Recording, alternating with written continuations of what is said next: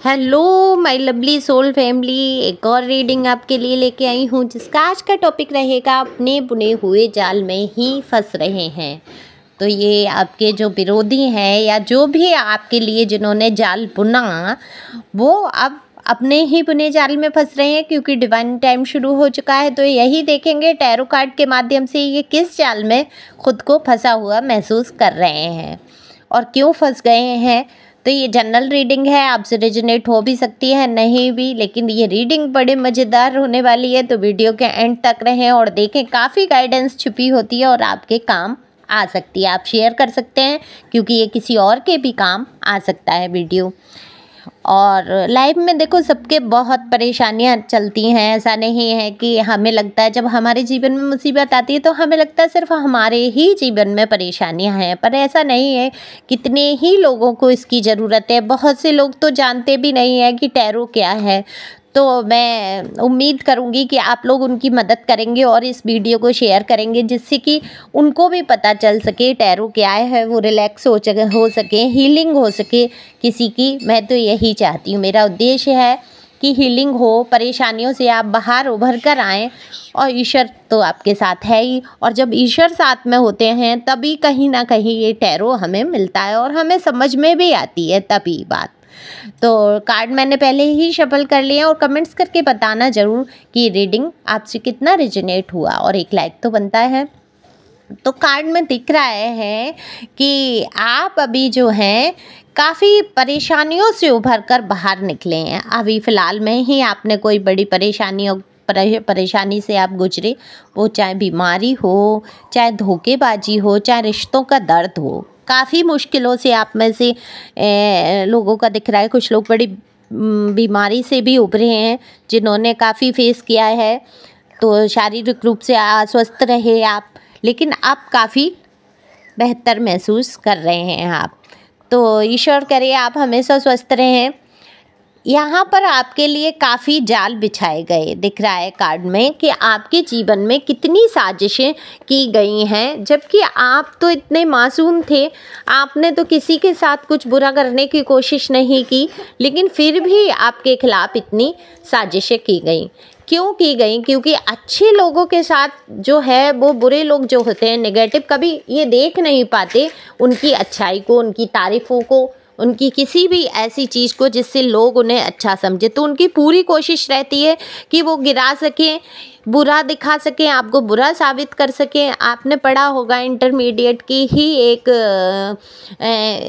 UP board में है, हिंदी की बुक है, उसमें दिया है ईर्ष्या तू ना गई मेरे मन से। तो उसमें यही दिया है कि कब लोग आपकी ईर्ष्या और बुराइयां करते हैं, जब आपसे कहीं ना कहीं खुद को कम समझते हैं, तब लोग आपको नीचा गिराने की कोशिश करते हैं, आपकी बुराइयां करते हैं और आपके कमियों को दिखाने की कोशिश करते हैं, जिससे कि लोग ये समझें कि वो बहुत अच्छे हैं और आप सबसे ज़्यादा बेकार। तो वही लोग आपकी कमियां गिनाते हैं जो आपके बराबर आ नहीं सकते। तो मैं तो यही कहूँगी, ईर्ष्या तो उन्हीं के मन में होती है जो खुद को आपसे कम समझते हैं। तो ये वही लोग हैं जिन्होंने आपको, ये तो आपकी खुशी की बात है कि आप खुश रहिए कि आपको योग्य समझा जा रहा है।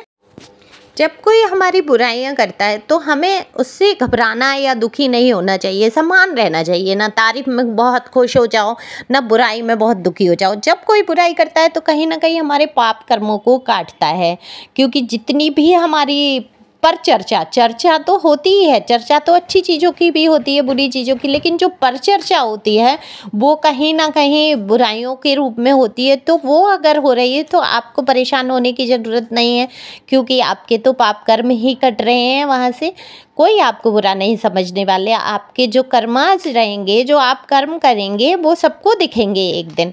आपकी अच्छाइयाँ भी सबको नज़र आएंगी और आ रहे हैं लोगों की नज़र में।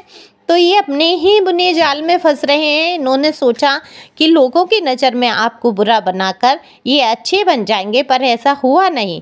ये अपने ही जाल में फंस गए। लोग सोचने लगे एक तरफ से तो कोई कार्रवाई नहीं हो रही है, कुछ कहा ही नहीं जा रहा, क्योंकि आप चुप पड़ गए। आपने इनको सब भुलाकर माफ़ किया दिल से, और दिल से जब हम माफ़ करते हैं तो कहीं ना कहीं हम स्पिरिचुअल जर्नी में होते हैं, तभी ही ये काम कर पाते हैं। तो कितने ही लोग ऐसे हैं जो गुस्से से भरे हुए हैं, दिल में गुस्सा लिए अब भी घूम रहे हैं, लेकिन कुछ आप में से लोग हैं जिन्होंने दिल से माफ़ किया है, डिवाइन पे छोड़ा है। तो डिवाइन टाइम शुरू हो चुका है और डिवाइन सब देख रही है। उन्होंने देखा है कि इन्होंने कैसे प्रताड़ित किया आपको, कैसे आपकी अफवाहें उड़ाई, कैसे आपको नीचा दिखाया, कैसे आपके चरित्र तक पर लाछन लगाए। लेकिन अब इनके खुद के ही चरित्र सामने आ रहे हैं और लोग देख रहे हैं, समझ रहे हैं। लोगों को सब समझ आता है, मूर्ख नहीं है लोग। लेकिन कुछ लोगों को ये होता है हमें क्या मतलब, ये बुराई कर रहा है हम भी मज़े लेते हैं। तो वो उनमें से कुछ लोग मज़े भी लेते हैं, लेकिन उनको आपके लिए कोई बुराई नहीं होती है मन में। वो ये ही सोच रहे होते हैं कि देखो ये कितना मूर्ख है, अपने ही व्यक्तियों की ये इतनी बुराई कर रहा है, तो ये हमारा कैसे सगा हो जाएगा। तो वहाँ कहीं ना कहीं जब कोई ज़्यादा बुराइयाँ करता है तो मन में ये जिससे की जाती है बुराई, उसके मन में आ जाता है कि ये दूसरे की बुराई कर रहा है, मैं जाऊँगा मेरी भी बुराई ही करेगा। तो इसी प्रकार ये जाल में फंसे हुए हैं। अब इनको समझ नहीं आ रहा कि ये अब और क्या करें जिससे कि आपको नीचा गिराया जाए। ये खुद ही नीचे गिरते जा रहे हैं, क्योंकि आपने ईश्वर का जो बताया हुआ मार्ग चुना है, आप उसी पे चल रहे हैं। और आप बस सिर्फ नाम जप, अच्छी बातों पर ध्यान देना, अपनी ग्रोथ पर ध्यान देना कर रहे हैं, क्योंकि आपने बहुत ध्यान देकर देख लिया, कुछ नहीं हुआ। आपको टेंशन मिला, परेशानी मिली, इसके सिवा आपके जीवन में कुछ नहीं हुआ। और जब से आपने ध्यान हटाया, आप आगे बढ़े, तब आपके जीवन में ग्रोथ आई, आप अच्छे से सोच पाए, अच्छे काम कर पाए, आप आगे बढ़ गए।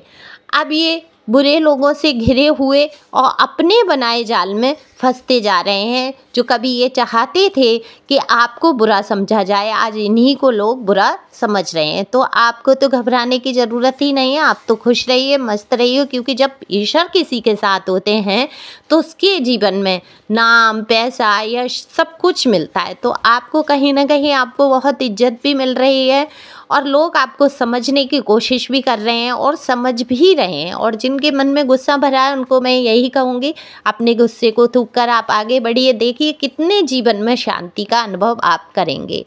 तो इनको रिलीज कर दीजिए। Thank you for watching.